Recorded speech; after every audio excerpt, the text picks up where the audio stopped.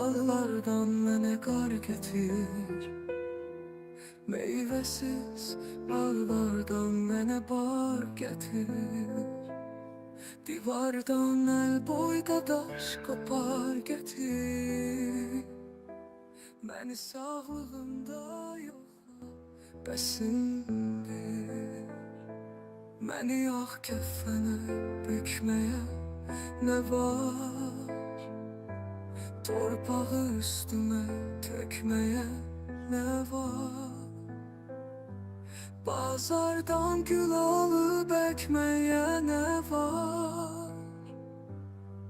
Beni sağlığımda yoxlar, bəsindir.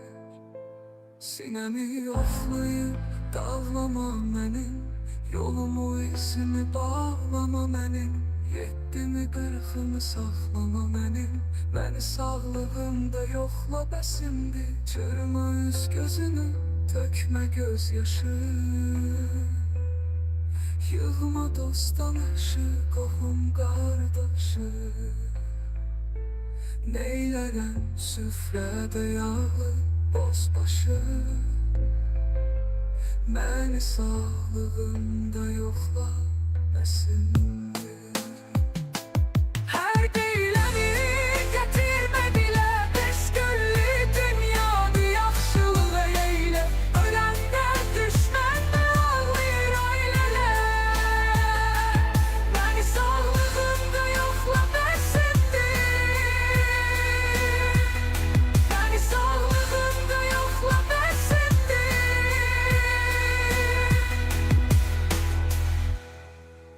Məni sağlığımda yoxla bəsindir.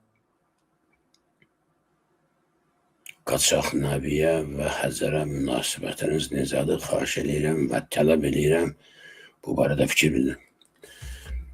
Qaçaq Nəbi və Həcər. Əvvəl bu günümüzdən danışaq, sonra ondan danışarıq.